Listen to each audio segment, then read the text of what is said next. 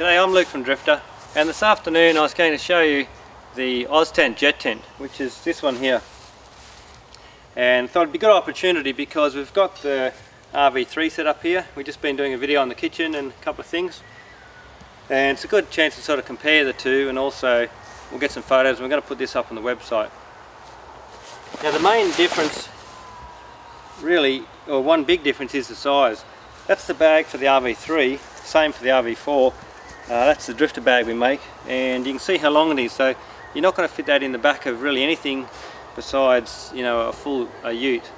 So most people have to carry them on the roof rack, which is fine, but if you can't do that, then the jet tent is about half the length, so that will fit in the back of most vehicles. Now if you've already got a jet tent, we're starting to do now the bags. The drifter bags are very popular because you've got that three-sided zip, the coverage over the zip, and most of the tent bags have got a big zip down the middle where they leak, and they're very thin material and they're nylon and they just fall apart. So these drifter bags are very good. Okay, you can throw it over your shoulder, and got a couple of straps there to keep it all together.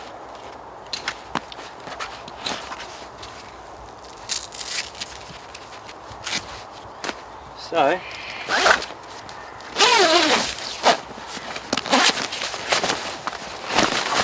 I haven't set one of these up for a couple of years, but we'll give it a go and see how it looks. You can see the room too in the bag. The drifter bag just comes a little bit more room, which is so much more handy.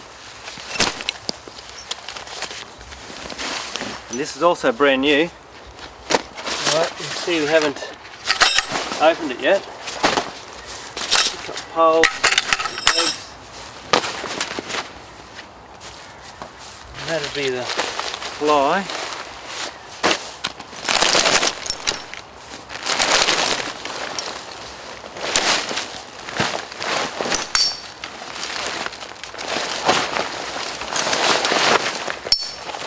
Spread him out a little bit.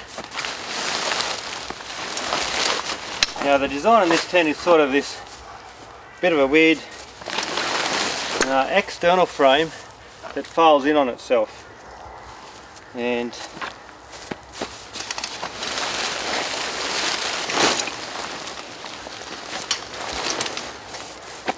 that's about it really. Just pop up like that.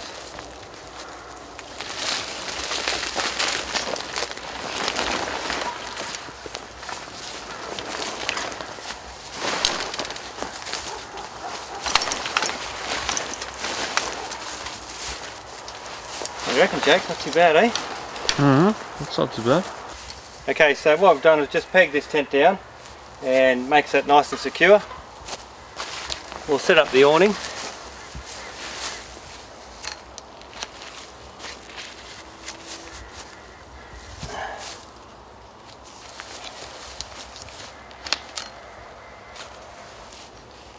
Right, so starting to take shape. That's it there.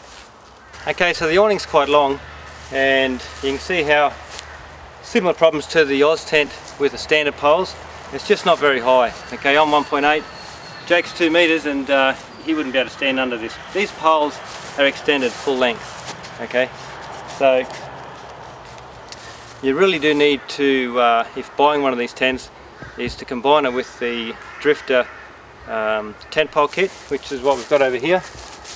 So the poles are much longer, these ones here, and you can also have the peaked awning here, which is very important to stop the water pooling in the middle.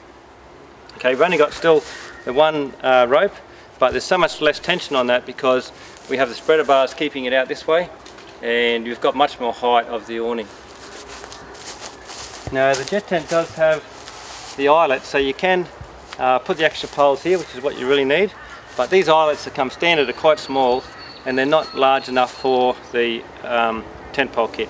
So what we need to do is cut these out and put the new eyelets in, which you can do yourself with the eyelet kit we send to you, but if you buy it from us in the shop, we'll do that for you already. So it's quite handy to, the boys, you know, unwrap it and they'll do all this for you, swap the eyelet kit before you receive it. Now the other thing you can see is a big flat awning like that. Okay, you certainly can't drop these poles down any further to get the rain to run off. All right, big flat awning like that, if it rains overnight, it's going to become a dam, and it's just going to, you know, collapse your awning, stretch your canvas, bend your poles, and it's just going to be a mess. So you really do need to have a tent set up where the awning has a runoff area. Now on this, with the standard poles, there's no point lowering that to get runoff, because, you know, a kid couldn't even walk under there. So it is quite important to really, to make it usable, get the longer tent pole kit. Let's have a quick look inside.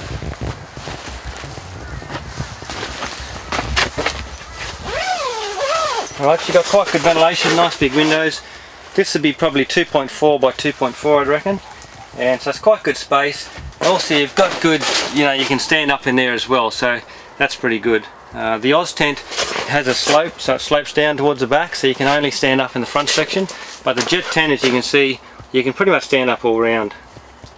Okay, Oztent have got a very good reputation for quality products, and you know, I think this would be a great tent to own. Again, the main advantage is, like you normally would buy an Oztent probably, but if you haven't got the room to carry an Oztent, then you can go for the Jet Tent because it folds up smaller. We might as well whack the tarp on quickly. And then B, which is there.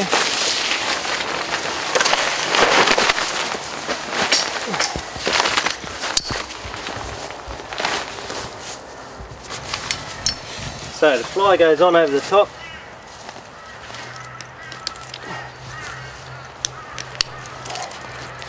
And that works really good. You can see that gives a good sort of protection, lets the tent breathe, and you know, this fly comes standard with the tent, as opposed to the Oztent. You've got to purchase the fly separately, but that comes with it, so you'd put that up every time. It doesn't take long, and the good thing too, there's no extra, you know, pegs that you need to put out. With the Oztent fly, you need 1, 2, 3, 4, 5 or 6 ropes and pegs you need to put out as well. This is what I was talking about before in the video, where you will always get a little bit of condensation. Some areas a lot more than others. Near a river or a creek you'll get a lot of internal condensation. You want to try and keep your windows open to minimise that, but you always will a little bit. And when you get condensation forming the inside of the tent, it runs down here and it gets to this point and it drips down onto the floor, which is right where you're sleeping. So there's been a lot of times where you know, I'd get up in the middle of the night with a towel and just wipe the roof of the ceiling of the tent, try to get all the drips off. Normally you got your heads on that end and your feet are on this end, but you know, it drips on you at night, it's a pain in the ass. If you keep the fly on, it will minimise the condensation inside, and again, if you try to keep the windows open as much as you can for ventilation, it makes a big difference as well, a huge difference. But you know, if it's freezing cold and the wind's blowing, you know, you might get a bit of that. So it's a small disadvantage to the Oztent. You know, it's still probably one of the best tents you can buy in Australia for its quick and easy setup and the size of it. But you know, if you wanted to look at the advantages, disadvantages, then certainly the Jet Tent wouldn't have that issue. Okay, so if you did get any condensation on the inside, it'll run down the inside of the wall, but it's not going to have a drip point. It'll just sort of collect on the bottom and you can wipe it up in the morning.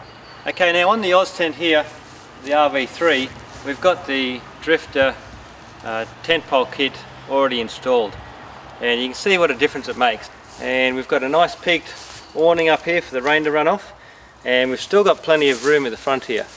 So that's the sort of thing you need to do for your Oztent awning. Now I've got the Jet Tent here. That's how the tent comes. 2 poles, a big long awning, and you can see these poles are extended fully. You know, it's just really a bit useless. Okay, it's a very good tent, but poles really lets it down. They come with this rope in the middle here. The only thing you can do with that is to pull that down. Now that's going to let the water run off, which is great, but you know, it's not going to be much use for you. So we'll show you what you've got to do, which is cut the eyelets out, put the bigger eyelets in, and then we'll install the Drifta Tent Pole kit and show you what a difference it makes. You can see here that that is just totally useless. Okay, so first thing is,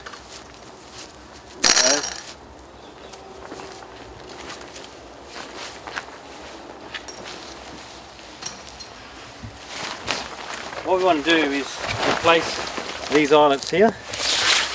Now, we've already done this one with those there. Okay, you can see that. Quite a simple job, and we want to cut those out. Okay, so it's very easy to exchange the eyelets out. You just need a bit of a block of wood. Jake's managed to get the dodgiest block of wood I've ever seen, but I think that'll do. We'll sell the eyelet kits, you know, where you can buy them. You have to follow the instructions carefully on the packet. It's very important to get them just right. There's only one way that they go. Alright. And it's like that. Okay, that'll show you on the packet. Now, it's got to quickly cut this here out. You need a good pair of snips. So a good sharp pair of snips. And once you've done that, you can start to cut it all out. Now these will be very sharp, and if you're not careful, you're just gonna bloody spike yourself. So you flip him over, and you should be able to now pull that out at the back, like that. Alright. You can throw them in the garden where no one's going to tread on them. Now you can use a little pair of scissors to cut that out. I've shown you that before. We're just going to do it with a hole punch.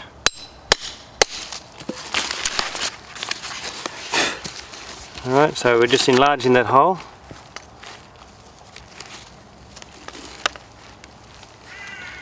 And so the small one with the spikes on it goes on top of that piece there, and this one goes on top of that. Now this one here is a smooth one. That needs to be on top. Doesn't matter a great deal, but it looks nicer if it's on top. So it goes like that. Alright, you don't have to bash the hell out of it, but that's done. So, you know, if you get it right, that'll only take you 20 minutes to do all 4 of those. So this is the Drifta Tent Pole kit. Right. It comes with a bag. You can buy these individually. This is an older one I've got, but you know, it's best to get them in the kit. 2 spreader bars, the C-clip crab claws, and 4 of the extended spigot with the bent spigot tent poles.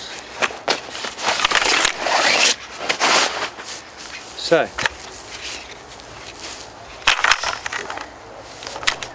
see if we can do this.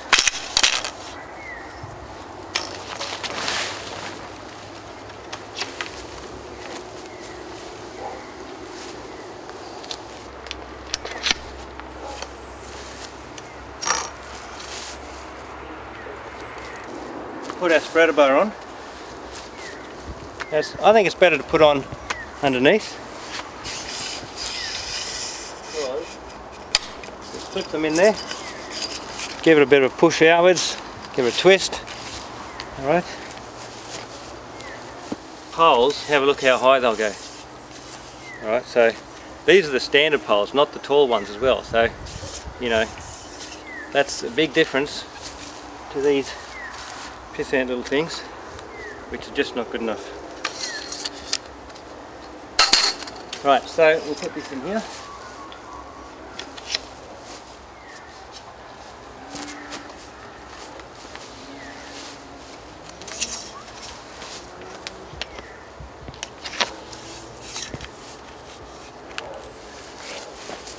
And now you can see the crab claw.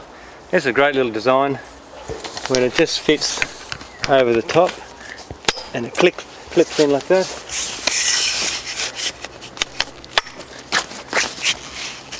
Okay, now that's looking pretty good. Right, we can adjust those up a little bit now, and on these ones on the front we might just lift a little bit higher as well.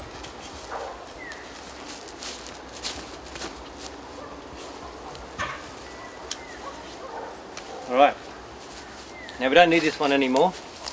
Okay, so you can just take that off, spare your rope for somewhere else,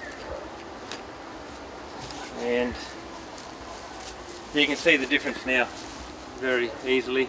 We've got a great dome section or a peak section, the water's going to run off, and we've got plenty of standing height.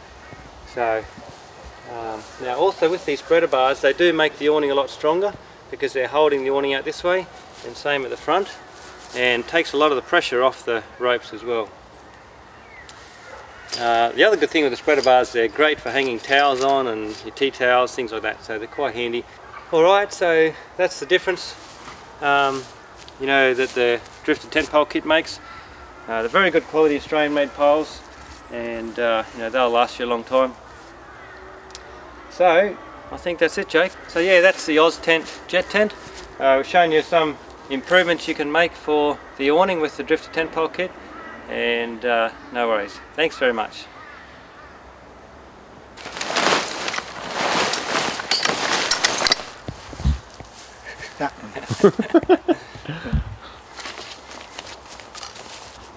So the awning's quite long.